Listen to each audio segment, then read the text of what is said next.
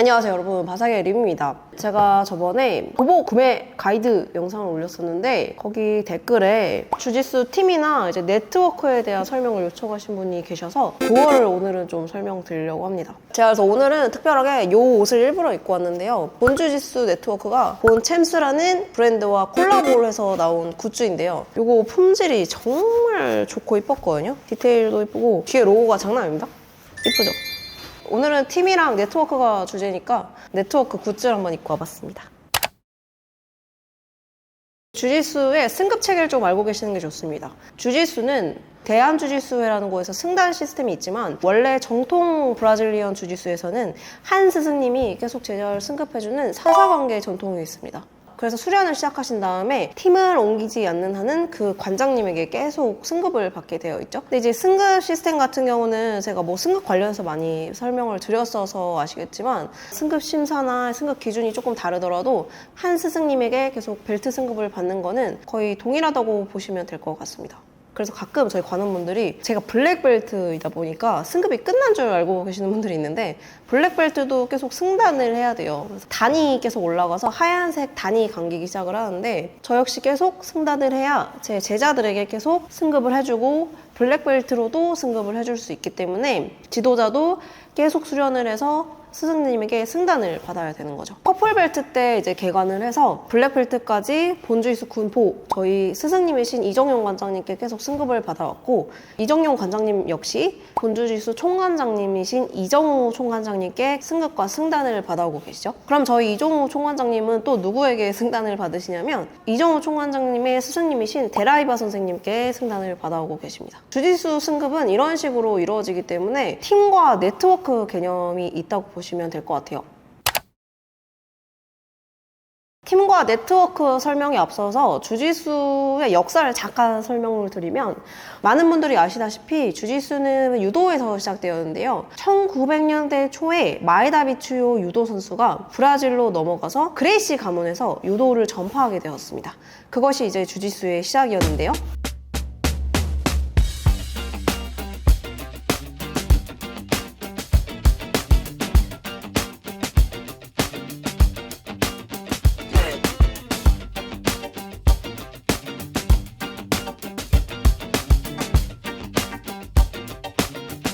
그레이시 가문에서 블랙벨트를 받은 제자들이 세계 각지로 퍼져나가서 많은 제자들을 양성했겠죠? 그러면서 팀과 네트워크 개념이 생긴 거라고 보시면 됩니다. 주짓수 역사가 막 엄청 길진 않기 때문에 저의 계보 같은 경우도 몇 번만 올라가면 바로 그레이시 가문까지 올라가는 거죠.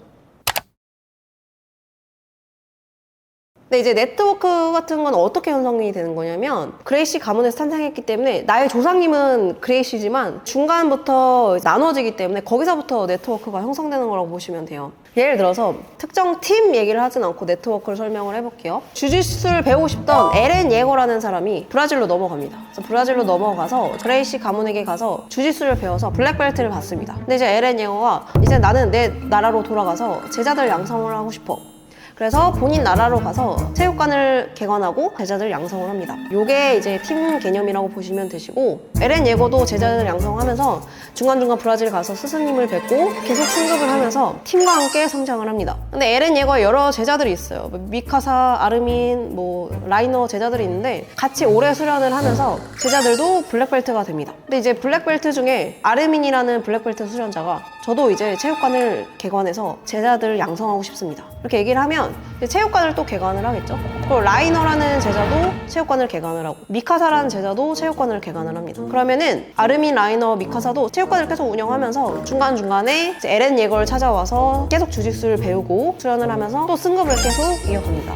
그러면은 이제 라이너, 아르민, 미카사가 하고 있는 체육관들은 각 팀이지만 이제 에렌 예거를 중심으로 그 팀은 전체가 네트워크가 되는 거죠. 그리고 또 몇 년이 지나면 아르민의 제자가 또 체육관을 개관을 할 수가 있죠. 그런 식으로 에렌 예거를 시작으로 제자들이 점점 체육관을 퍼져나가는 거죠. 약간 그 가계도처럼. 그 팀의 전체적인 연합 조직 같은 것을 이제 네트워크라고 표현을 하죠. 네트워크 같은 경우는 수장의 이름일 수도 있고 아니면은 이제 에렌 예거가 브라질에서 받은 그 스승님의 이름이 그대로 네트워크일 수도 있고 에렌 예거가 네트워크 이름을 짓기도 합니다. 근데 결국 그 네트워크도 계보는 브라질로 건너가서 이제 그레이시 가문 계보라고 보시면 되는데 그 네트워크의 수장은 에렌 예거가 되는 거죠. 그래서 에렌 예거가 예를 들어서 이제 내 네트워크 이름은 조사병단이다 하면은 이제 조사병단 네트워크인 거예요. 이름이. 근데 이제 네트워크마다 조금 규칙이 달라요. 팀이 개관을 할 때 팀 이름이 네트워크 이름 그대로 가는 경우도 있고 예를 들면 조사병단 서울, 조사병단 제주, 조사병단 전주 이런 식으로 짓기도 하고 아니면은 같은 네트워크지만 이름을 바꾸는 걸 허용할 때도 있어요. 그러면은 뭐 이제 네트워크는 조사병단이지만 미카사가 갑자기 나는 조사병단으로 이름 안 하고 아커만 팀으로 이름을 하고 싶습니다 하면은 이제 아커만 팀이 될 수도 있습니다. 이건 네트워크마다 조금 다르기 때문에 이름이 달라도 같은 네트워크인 경우가 있어요. 그래서 이제 체육관을 처음 입관하신 분들은 그런 걸 잘 신경 안 쓰시거든요. 당연히 모르니까 신경 안 쓰시는데 올해 수련하시는 분이 팀을 옮기는 경우에는 내가 이제 앞으로 승급할 네트워크의 계보가 어딘지를 알아야 되기 때문에 그 팀의 네트워크를 미리 찾아서 팀을 결정하는 큰 요인이 되기도 하죠.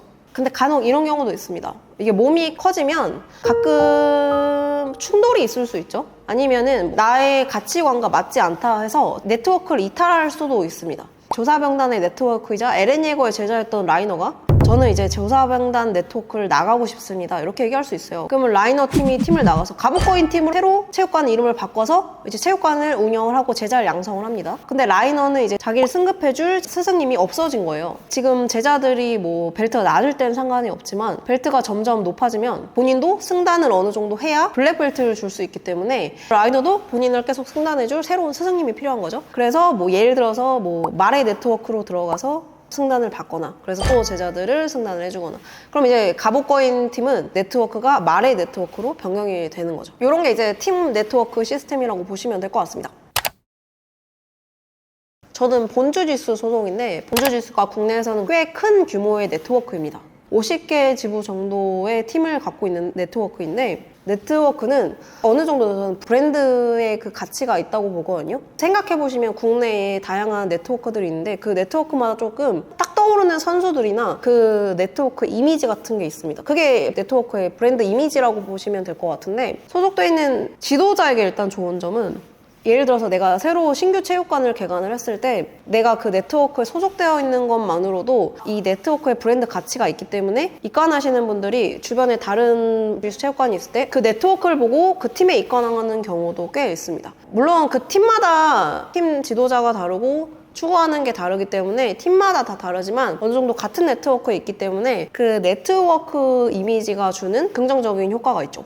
약간 그런 거라고 보면 될 것 같아요. 그 프랜차이즈.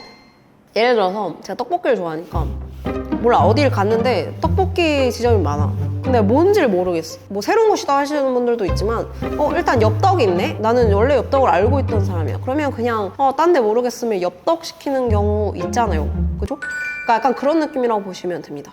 그리고 네트워크가 크다 보면 몸집이 커지기 때문에 그 네트워크끼리 할 수 있는 일들이 굉장히 많아지죠. 그래서 예를 들면은 그 네트워크끼리 합동훈련을 큰 체육관을 빌려서 다 같이 1년에 한 번 정도 수련을 하기도 하고 네트워크만의 대회를 열어서 친선 경기죠. 약간 그런 대회를 개최하기도 하고 또는 이 옷을 입고 온 이유기도 한데 네트워크가 크기 때문에 그 네트워크 굿즈 같은 거를 제작하기도 합니다. 그냥 제작하기도 하고 이 옷처럼 이렇게 브랜드와 협업해서 굿즈를 제작할 수도 있습니다. 요즘 같은 경우는 네트워크와 아예 도복 브랜드가 협업해서 도복을 출시하기도 하거든요. 본주지수 네트워크 같은 경우는 본주지수 총관장님이신 이정호 총관장님께서 도복 브랜드 AP 공식 앰버서더이시기 때문에 AP 도복과 본주지수 콜라보 도복이 벌써 몇 차례 출시된 바 있습니다. 이게 네트워크가 아니고 팀 단위면 좀 사실 진행하기 어려운 것들이죠. 네트워크이기 때문에 가능한 것이라고 보시면 됩니다. 자, 여기까지가 오늘 주짓수 팀과 네트워크에 대한 설명이었고요. 솔직히 처음 주짓수를 입문하시는 분들은 뭐 팀 네트워크 사실 잘 눈에 안 들어요. 잘 모르죠. 이거 다 일일이 알아보고 가실 필요도 없고 그냥 솔직히 1일 체험하시고 거기 지도자분과 이 체육관 분위기와 나와 맞나 이게 제일 1순위입니다. 이제 승급을 하는 운동이기 때문에 본인의 승급 그 계보가 어떻게 되는지는 좀 알고 있으시면 좋지 않을까? 그런 이런 생각이 있습니다. 자, 그럼 오늘 영상은 여기서 마무리하겠습니다. 안녕.